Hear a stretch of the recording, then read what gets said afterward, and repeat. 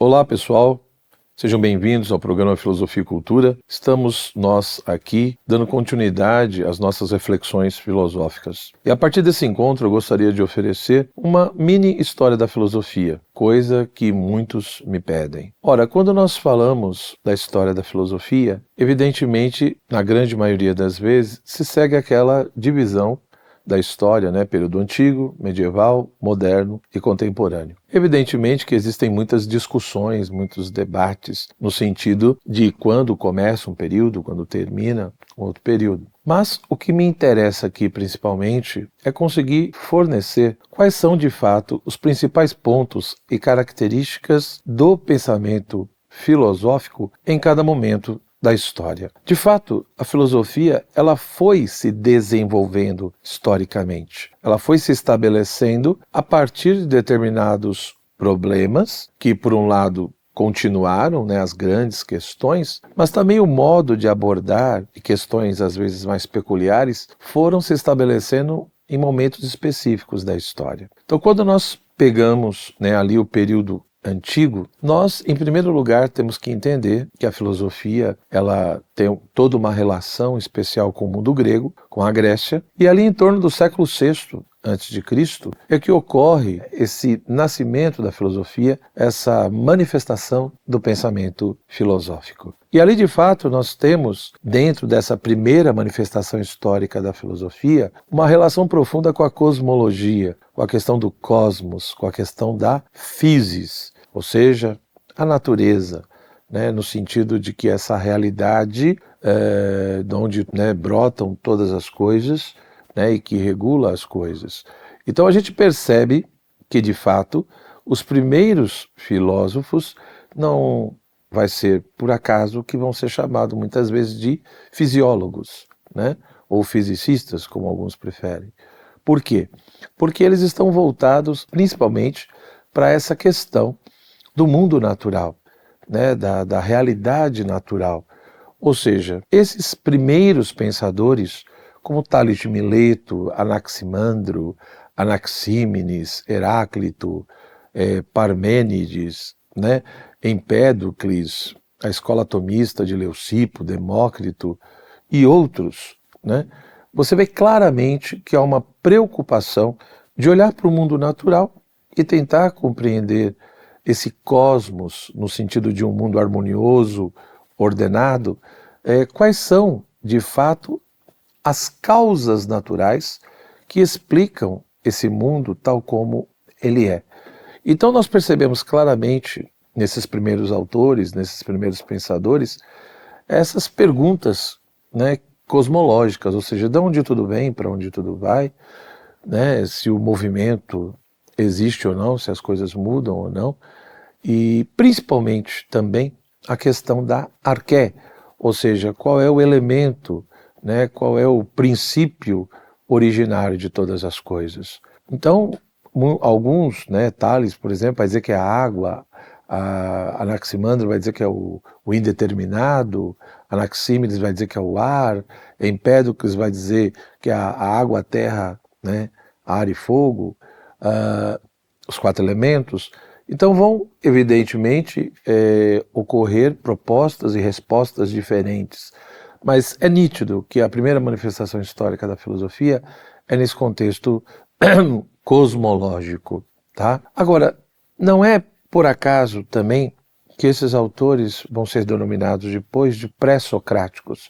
Aí, de fato, nós já vemos a importância e a relevância da grande figura, que é Sócrates.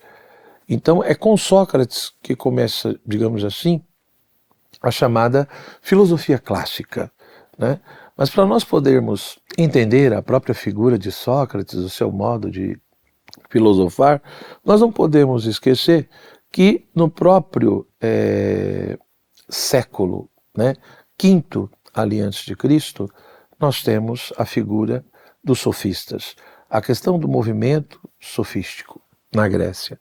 E isso é um ponto importante, porque se a filosofia nasce mais ou menos ali no século VI antes de Cristo, no início do século VI, etc., e vai se desenvolvendo, e adentrando também, né, alguns autores ali no contexto do século V.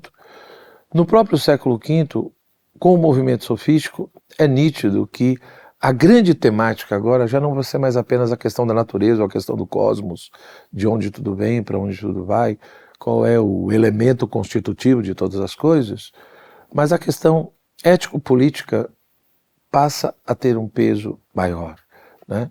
Ou seja, o discurso filosófico, a reflexão filosófica vai se preocupar cada vez mais com questões morais, questões éticas, questões políticas, ou seja, com toda essa realidade humana, essa questão antropológica, vai ganhando um peso cada vez maior. Então, no movimento sofístico, nós já percebemos isso, né? Os sofistas, de fato, vão focar nessa questão da educação, né, essa temática da virtude, se ela pode ser ensinada ou não, as questões também políticas. Isso não é por acaso. Nós pegamos a própria história da Grécia naquele momento, nesse contexto, nós vamos ver toda uma passagem, né, de um esquema de tirania, de oligarquia, para o contexto mais de democracia, como ela foi pensada e compreendida no contexto grego. Então, nos sofistas, nós já percebemos isso. E em Sócrates, né, que também está nesse contexto do século V, nós vamos, de fato, perceber essa questão. Tá? Sendo que em Sócrates, evidentemente, existe sempre todo um conjunto de polêmicas em torno dele, porque é aquela história, né, todo mundo brinca, dizendo, bom, a única certeza que nós temos de Sócrates é que ele não escreveu nada, né? Então ele de fato desenvolveu a filosofia no aspecto bem da oralidade. A questão do diálogo foi uma coisa fundamental no socratismo, e a grande defesa do Sócrates, evidentemente, é a importância do autoconhecimento. O famoso conhece-te a ti mesmo, né? O ser humano, de fato, para poder responder à pergunta como devo viver, como devo agir, ele também precisa refletir e se perguntar quem sou eu. Então é a ideia de que, para eu saber como devo viver, eu antes preciso refletir e saber quem é o homem, o que é de fato o ser humano. Então, essa questão do autoconhecimento, para Sócrates, ela é um ponto fundamental. Por aí a gente vê como a questão ética e a questão antropológica, ela é extremamente intensa no socratismo. Dentro, evidentemente, de uma compreensão de uma filosofia, né, que deve ser entendida como uma grande ginástica, um grande exercício do espírito, um grande exercício de reflexão, de busca constante, de compreensão, né, e que, portanto, para Sócrates, essa compreensão, essa busca, não deve ser referente apenas à exterioridade, ao corpo ou às necessidades materiais, mas principalmente essa questão do cuidado de si, do cuidado da alma, como eu disse, a questão do autoconhecimento. E por isso que no próprio método socrático, se no primeiro momento tem toda a questão da ironia, no segundo momento tem a questão da maiêutica, que é justamente essa coisa, essa arte de dar à luz a novas ideias, novos pensamentos, né? E muitas vezes perceber e compreendendo que aquilo que pensamos ou as nossas opiniões muitas vezes não tem sentido, não tem coerência. E uma outra coisa que é fundamental também no socratismo é essa coisa, junto com o autoconhecimento, nós temos essa clareza, né, do sei que nada sei, que tem um aspecto irônico, mas também essa coisa de que o princípio da sabedoria é justamente o reconhecimento da própria ignorância. Então Sócrates mesmo vai dizer que ele foi perseguido por causa disso, ele foi acusado, né, foi preso e acabou morrendo, tomando a cicuta, porque na realidade ele incomodou muitas coisas, muitas pessoas, muitos grupos. Ou seja, ele, através do diálogo, do debate, das reflexões, ele acabava mostrando para as pessoas que elas muitas vezes não eram aquilo que elas achavam que eram. E acabou incomodando muita gente. Então o elemento ético, repito, político está ali muito presente. E com ele começa toda essa filosofia clássica, né? No contexto ali do século V, enfim, até enfim, o seu final, etc.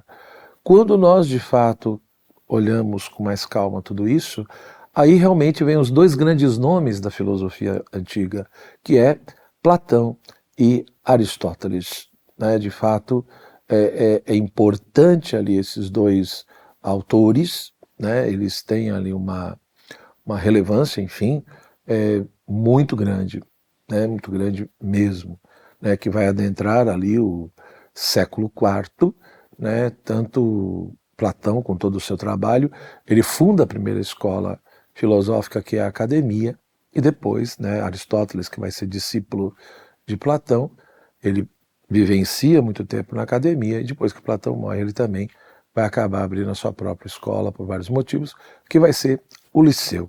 Então nós temos ali, de fato, nesse momento, no contexto clássico, da filosofia clássica, os dois primeiros grandes sistemas filosóficos, que é o platonismo e o aristotelismo. Ora, o que realmente caracteriza um e outro? Né? E que durante séculos o pensamento de Platão e de Aristóteles, digamos, acabou influenciando muita gente, muitas escolas filosóficas, muitos autores, etc. Ora, Platão vai ser considerado aquele que realizou a chamada segunda navegação. O que quer dizer isso? Além de olhar o mundo material, o mundo sensível, aquilo que nós aprendemos pelos nossos sentidos, ele vai procurar mostrar que a realidade, ela não se reduz àquilo que nós captamos pelos nossos sentidos. Então, essa segunda navegação significa justamente essa descoberta do incorpóreo, essa descoberta de que, olha, existe uma realidade que é inteligível, que é espiritual, que nós captamos pelo nosso pensamento e não tanto pelos nossos sentidos. E aí está realmente um ponto fundamental, né, do platonismo, ou seja, com Platão, de fato, a filosofia ela ganha, digamos assim, uma estrutura, uma sistematização muito mais robusta, né, do que a partir de tudo que já tinha ocorrido, né? E mesmo com toda a colaboração, né, dos primeiros filósofos, que não é à toa que foram chamados pré-socráticos, né? Aí a gente vê de fato a relevância de Sócrates, ou seja, como se fosse um divisor de águas, né? E aí temos que tomar cuidado, porque pré-socrático não quer dizer necessariamente que existiu antes de Sócrates, porque existiram autores pré-socráticos próximos dele ali, mas o estilo, o modo de fazer filosofia, né? Ou seja, a questão cosmológica é o que predominava, e de repente a questão ética, a questão política passa a predominar mais, né? Principalmente ali no contexto dos sofistas de Sócrates. Platão olha toda essa tradição, né? Vê muitas questões e problemas que foram ali analisados, e questões abertas. Então, por exemplo, questão do movimento, se as coisas mudam ou não, e ele foi procurando mostrar que existem regiões do ser. Há uma dimensão do ser sensível. Essa dimensão sensível, ela muda, ela passa realmente por mudanças. É a dimensão da multiplicidade, né? São várias coisas. Mas, por outro lado, eu tenho uma dimensão inteligível que não muda. Ela é imutável, constituída das ideias, das formas. Não ideia no sentido de representação mental, como nós temos hoje, né? Essa concepção, mas ideia no sentido de modelo, de fundamento, né, da realidade sensível. Então, eu tenho uma ideia de cavalo, enquanto que no sensível eu tenho vários cavalos. A ideia de cavalo é uma só. E, portanto, é a ideia de que o sensível, ele é a partir do inteligível, ou seja, o sensível é por participação, por imitação, enquanto o inteligível é em si e por si mesmo. Então, para Platão, evidentemente, né, se nós queremos compreender as coisas, nós precisamos ir além do sensível e adentrar esse âmbito do inteligível. Então, essa segunda navegação é justamente isso, essa descoberta do inteligível, do incorpóreo. E isso deu um salto qualitativo enorme para a filosofia, né? Essa dimensão do metafísico, né? E não apenas daquilo que aprendemos pelos sentidos. Ora, Aristóteles, evidentemente, ele vai fazer, sim, toda uma análise crítica da tradição que ele recebeu, seja em relação aos pré-socráticos, aos sofistas, seja em relação ao próprio Platão. Então, de uma certa maneira, Aristóteles é um platônico em que sentido? Que ele dá continuidade, digamos, ao projeto filosófico platônico. Mas, por outro lado, né, ele vai ter várias considerações críticas a Platão, né? Ou seja, se Platão fez a segunda navegação, a descoberta do incorpóreo, ele procurou justificar e entender tudo isso a partir da sua teoria das ideias ou da compreensão de que existem regiões do ser. Então, para Aristóteles, o platonismo, o pensamento de Platão, era profundamente dualista, existe ali um dualismo. E no entendimento de Aristóteles, o dualismo não seria a melhor forma de compreender a realidade. Portanto, por um lado, me parece que não é correto dizer que Aristóteles ele abandonou totalmente a segunda navegação de Platão. Ele abandonou totalmente a questão do inteligível e do incorpóreo, né? Como se ele fosse um pensador materialista dizendo que só existe aquilo que aprendemos pelos sentidos. Não. Ele dá continuidade a essa segunda navegação. Ele dá continuidade a esse projeto, né? Mas, por outro lado, ele de fato vai elaborar toda uma nova teoria do ser, toda uma compreensão diferente da própria classificação da ciência, por exemplo, né? Então, se para Platão nós começamos ali pela questão dos sentidos, mas se as coisas sensíveis são imagens e cópias do inteligível, né? E se nós ficarmos só no nível do sensível, nós vamos ter apenas doxas e opiniões, então precisamos fazer o movimento dialético de ir do sensível para o inteligível, passando pelos entes matemáticos e atingindo, né, toda a questão do raciocínio discursivo, depois da própria questão de uma intuição intelectual, até chegar à teoria, que seria esse ver, essa contemplação, e, portanto, chegar à episteme, que é a ciência. Isso é o platonismo, é a proposta de Platão.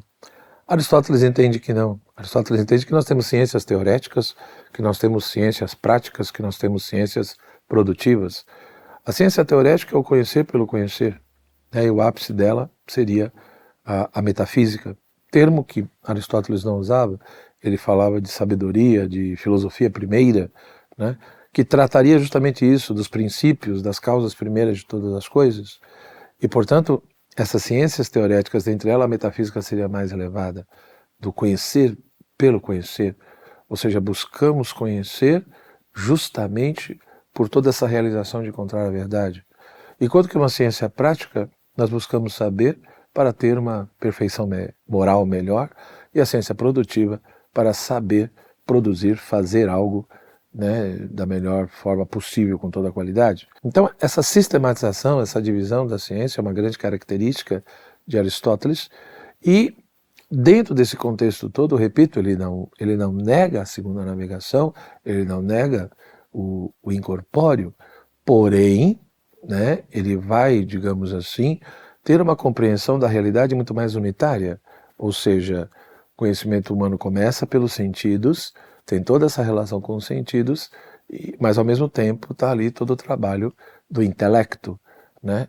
Então, a maneira como Aristóteles compreende todo o processo de abstração vai ser um pouco diferente, né, do platonismo.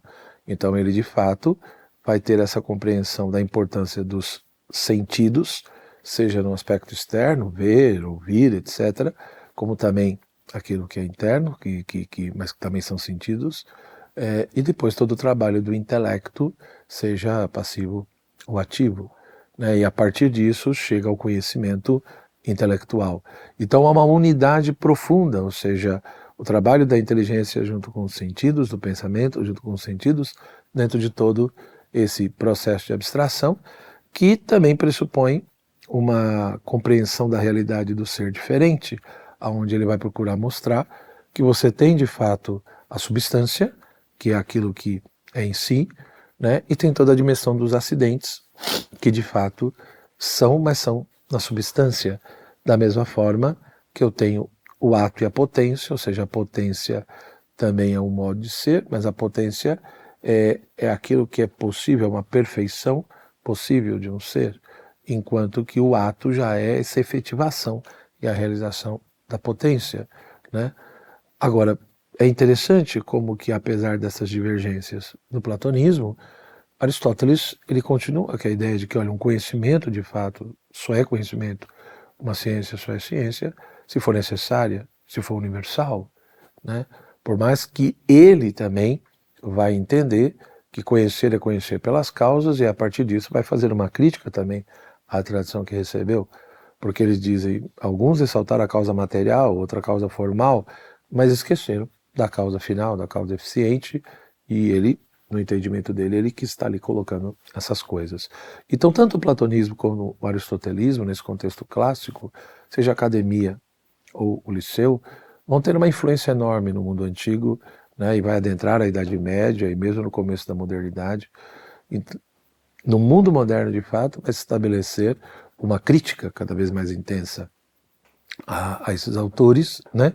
Mas mesmo hoje em dia nós ainda vemos a relevância, a importância de estudar o pensamento de Platão, os diálogos platônicos que chegaram até nós, e as grandes obras de Aristóteles, como a Metafísica, a Ética Nicômaco, a Política, etc., além dos seus tratados de lógica, né? Então, é inegável isso. Mas é no próprio mundo antigo, evidentemente, com o desenvolvimento do pensamento filosófico, o próprio século IV, ali na metade para frente, já vai aparecer, digamos assim, outro contexto, né? Nós vamos ter as chamadas escolas helenísticas, como o epicurismo, o estoicismo, o ceticismo e outras. E aí a gente vê como essas escolas helenísticas, elas vão se posicionar, cada uma do seu modo, perante essa tradição platônica, perante essa tradição aristotélica, perante o que esses dois grandes autores disseram, e focando principalmente o aspecto ético. Então, de fato, as escolas helenísticas também ali no mundo antigo, a partir do século IV, depois do século III, vão ter uma relevância muito grande, né? Seja o epicurismo, né, a chamada filosofia do jardim, seja o estoicismo, né, chamada de estoá, filosofia do pórtico, né, como o próprio ceticismo. Cada um do seu modo, da sua maneira, vai refletir, vai discutir sobre a questão da vida feliz. O que é realmente a felicidade? Qual é o bem que nós precisamos possuir para garantir essa felicidade? E evidentemente que as concepções éticas ali de cada um vai acabar, está muito atrelada, vinculada a como se compreende, né, o conhecimento humano, o modo como ocorre o conhecimento humano e a concepção de realidade, a concepção de mundo que cada um tem. Então, a partir dessa compreensão de como o ser humano conhece, né, como que de fato é essa estrutura humana, e a partir da compreensão do que é o ser, do que é a realidade, isso acaba conduzindo a um determinado tipo de discurso ético, de concepção, né? Então, se por um lado o epicurismo vai dizer que, olha, só é possível ser feliz na medida em que nós satisfazemos as necessidades básicas da natureza, né? E, portanto, vai estar muito vinculado à questão do prazer, ou seja, fugir da dor, e é no prazer que está a felicidade. Lógico, o prazer com moderação, Epicuro também vai discutir isso, e aí talvez algumas críticas que se fizeram ao epicurismo teriam que ser revistas. Então ele defende sim essa relação da felicidade com o prazer, mas com moderação para se chegar à ataraxia, que é a tranquilidade da alma, para se atingir de fato a felicidade. Os estoicos já vão entender que no fundo nós temos que ter toda uma harmonia com a natureza, seguindo a lei natural, porque parte do pressuposto que a própria realidade ela é racional. Há uma racionalidade implícita na realidade, há um logos que rege o mundo. E o ser humano participa de tudo isso com a sua razão, com uma certa dimensão do logos que está nele. Portanto, se queremos chegar à ataraxia, não é tanto uma questão de satisfazer as nossas necessidades com moderação, mas sim é a razão que deve nos comandar e não as paixões, né? E entendendo paixão aqui como perturbação da alma, né? Então, não é uma questão de extirpar as paixões, mas sim de organizá-las e ter clareza que quem tem o comando na minha vida não deve ser as paixões, deve ser a razão. E aí entra toda aquela questão da disciplina, né? E da questão das virtudes, enfim, falada tanto pelos estoicos, né? Essa coisa da postura, da firmeza, para se ter uma vontade realmente firme e seguindo, deixando a razão ter esse comando, né? E aí sim se atingiria essa tranquilidade da alma.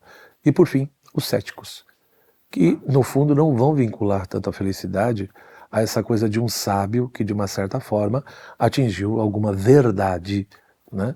Mas sim essa questão de que, olha, no fundo, quando nós buscamos compreender as coisas e enfrentamos as questões, o que nós encontramos é um monte de opiniões divergentes, um monte de respostas contraditórias, não temos critérios objetivos para poder saber quem é mais verdadeira e quem é falsa, e, portanto, a melhor postura seria o quê?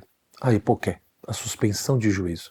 Ou seja, eu não emito juízos, eu vou conduzir a minha vida simplesmente a partir de um senso comum, de um senso prático, né? Sem muita pretensão de achar que eu tenho certezas absolutas, tá? E é na medida que eu exercito essa epoqué que aí eu tenho condições de atingir a ataraxia, né, e chegar à felicidade. Então veja que são perspectivas bem diferentes. É um período muito longo, ou seja, nós estamos falando ali do século VI a.C. e até o século I a.C.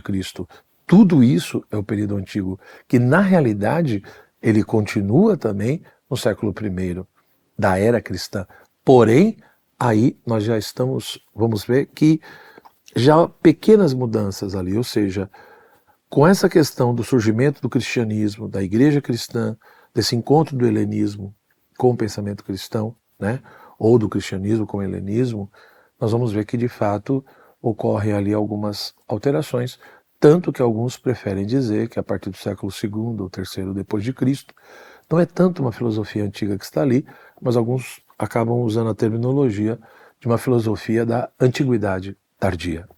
Mas isso é um outro momento, é uma outra questão, e no nosso próximo encontro eu vou dar continuidade a essa mini história da filosofia, dando aqui alguns toques, salientando essas características. Espero que você goste.